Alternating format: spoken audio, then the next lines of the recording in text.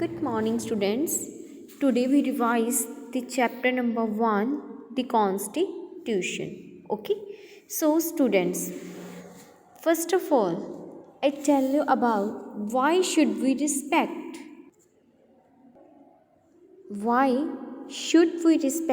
our constitution. मतलब हम लोग, it's a very important question बेटा, हम लोग जो अपनी कॉन्स्टिट्यूशन की रिस्पेक्ट क्यों करते हैं. So the constitution of a country is a document, okay, consisting the supreme and fundamental laws of that country, which decides the composition, powers and functions of the government. The government of India is also composed,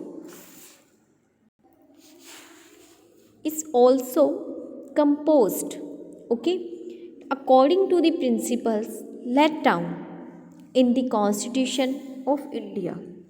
The Constitution of India lays down what the President of India can do and what the Prime Minister and the Council of Minister can do. Okay, मतलब जो constitution of India के president of India वो क्या करते हैं and जो prime minister and council of ministers हैं वो क्या करते हैं. Okay, so it also shows how the different organs of government should relate to each other.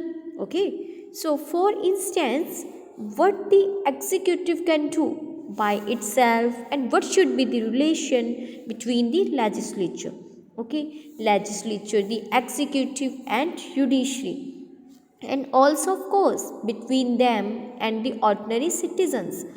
All these relations are governed by the rules or laws of the constitution. So thus the Indian constitution consist of the supreme laws of the land, and therefore it's the duty of every Indian citizen that he or she should respect it. Okay, so next one is, what do you mean by fundamental identity of people? Our constitution expresses the fundamental identity of people. This means the people as a collective entity come into being only through the basic constitution. It's by being only through the basic set of norms about how one should be governed and who should be governed, and that one forms a collective identity. So one has many sets of identities that exist prior to a constitution, but by agreeing to certain basic norms, okay, and principles, one constitute one's basic political identity, second constitutional aspirations, goals and freedoms, and the constitution set authoritative constraints upon what one may or may not do. It defines the fundamental values that we may not trespass. So the constitution also gives one a moral identity. Third and finally, it may be case that many basic political and moral values are now shared across different constitutional traditions. Okay, is that clear the point? So next one is, explain that India is a republic state. The word republic means that the head of the state, okay, shall be an elected one for a fixed tenure.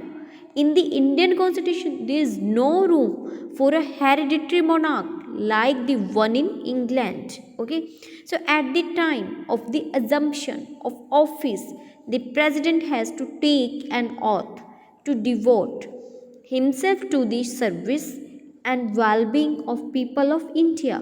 So in the event of the violation of the constitution, the president can be impeached and removed from the office. Hence, the Indian president is accountable to the people. However, the devices of direct democracy, initiative, referendum, or recall are not available in the Indian constitution. Okay, is that clear the points? Okay, students, I hope you all are understood the points. Thank you so much. Have a nice day. Thanks, students.